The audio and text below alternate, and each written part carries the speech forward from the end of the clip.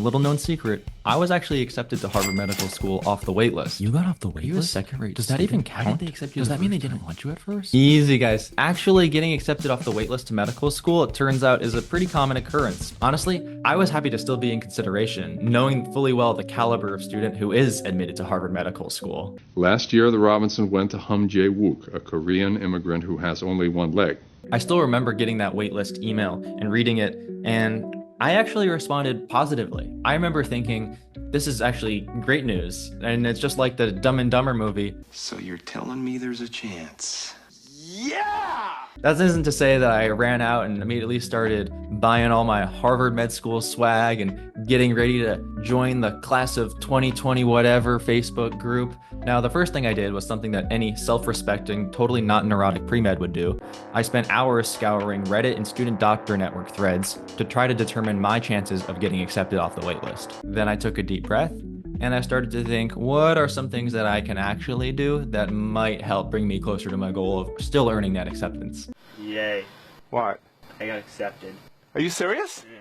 And based on my own experience of getting placed on the medical school waitlist and ultimately accepted, I felt like I learned a few things that I could share with someone who might also be in that same position. And if you're new here, I'm Dr. Dylan Cahill, and I've advised hundreds of pre-medical students with all parts of their application, including several of whom, who like me, were ultimately accepted off the medical school waitlist. Nice.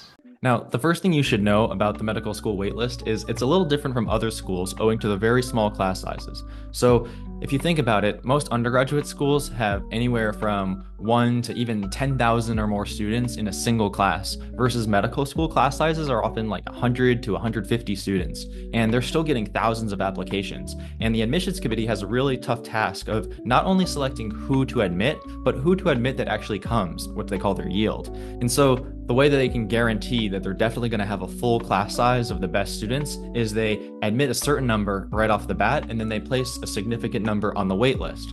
So the wait list isn't necessarily like a rejection waiting to happen. You can think of it more as like a holding period, because rather than a door closed, it was more of like a door jammed, and I just needed to find a way for them to let me in. But really, getting placed on the waitlist is a vote of confidence from the admissions committee that you are someone that is the caliber of student that they're looking for and could very well be accepted. But what's definite is that there are things that you can do to maximize your chances. So the first off, and this might almost seem to go without saying, is formally accept your position on the waitlist.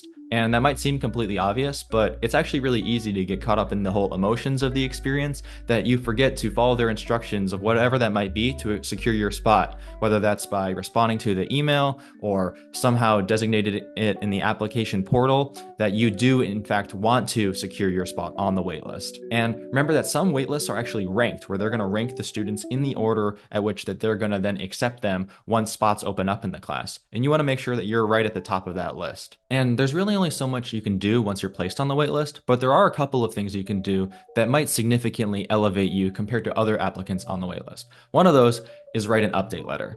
And there's kind of two flavors of this. One is more of a letter of intent. The other is a letter of interest. Letter of interest is just expressing your interest in the school and anything that you've done lately. A letter of intent is a little bit more binding in that you say that if you get accepted to this school, you will absolutely attend. So in theory, a letter of intent is one of the stronger positions that you can take and something that will help your application even more. In reality, because these aren't truly binding, because they're not really any sort of legal contract between you and the school, I think it's hard to say how much they really sway the admissions committee, and it's really best to just decide whether or not to write a letter of intent based on how you truly feel. And if you truly believe that without a shadow of a doubt you would attend that, then you can write your intention to attend that school if you get accepted. Personally, what I think is most important in either case is to just have a very well written and impactful update letter. And there's a few things that you should include in that letter. For starters, you should reaffirm your interest in the school and express your gratitude to still be in consideration. Another is you can focus on your fit. Why do you believe that you are a good fit for their program? The 2 to 3 reasons that you feel like it's actually a better connection for you versus at any other school or for any other applicant. In doing so, you should also make sure to integrate any personal or professional updates, but really focus on the impactful ones, anything new or novel or something that might really move the needle for you. So significant updates would include things like publications or scholarships scholarships or fellowships that you've earned, new jobs or volunteer positions that you started, any fundraisers or events that you've not only been a part of, but organized. And if you have any new coursework, especially a new transcript that shows some straight A grades, you can honestly mention any of that, and it could only help to improve your chances at that stage. It's best if you can to keep it to one page, but not at the expense of cutting out essential updates. In my case, I honestly think I was partly heartbroken Oh, don't cry. and partly wanted to just leave it all on the table. And so I wrote probably a little bit over a page. I'm not entirely sure that it was all read, but I felt like I had to say what needed to be said. And ultimately, it worked out at least. N equals 1, huh? Obviously, you're going to want to follow their instructions for how they accept updates. Some schools won't accept updates, which is kind of lame. And if they do accept updates, they might have special instructions, like whether it's to email it to a certain email address or to upload it to the portal. Just want to make sure you follow those instructions. And at this point, you might even want to call the school to confirm that they got it. Now, ready for a pro tip from someone on the Harvard Medical School admissions committee? Not me.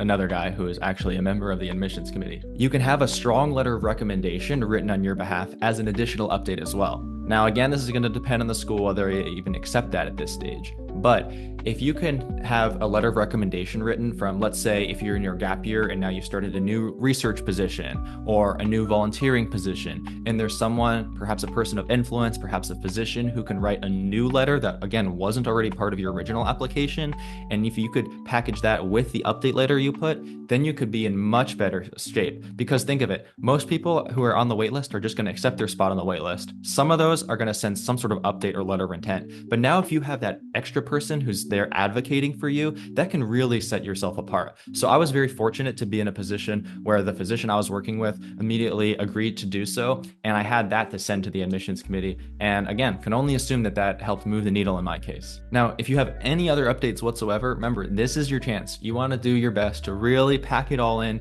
and share it all at once. And if you have anything that needs validation, like for example, additional transcripts, I would make sure to go through the official process to send that to them. If your school allows that to be sent via mail, I would actually have it like delivered to the doorstep of the school. You want them to see your name as many times as they can during this review process while they're still considering those on the wait list. Another productive thing you could do if placed on the wait list is fill out their financial aid application. That way, you're ready to accept any of that dough once you've been accepted and you aren't scrambling. If you are accepted off the wait list, you might have an accelerated timeline to review and give them your decision. And so you might only have 2 to 7 days to tell them whether you want to accept that position, enroll in the school, or withdraw your application altogether. And you want to make sure you have all the information needed to make that informed decision, including having access to your financial aid package at that time. I will say, getting accepted off the wait list is still pretty sweet. It feels great after waiting so long and being so patient to finally get that hard-earned acceptance that you could then go share with your friends and family and celebrate just like anyone else. And no, in medical school, you won't be treated like a second-class citizen. Some of my classmates and I used to joke that our white coats should be branded with waitlist admit so that our preceptors would give us a little more time knowing we weren't quite the caliber of student to be admitted outright. But jokes aside, being on the waitlist, again, is just a totally routine part of the medical school application process, and you'd probably be surprised at how many students at every single medical school and how many physicians you've even come across were themselves admitted off the waitlist. Hopefully, if you follow some of these recommendations and trust that it's meant to be, you can end up earning that spot too. So best of luck to everyone applying and everyone waiting on the waitlist. Share this with a friend who's also on the waitlist. Don't forget to subscribe, and see you in the next one.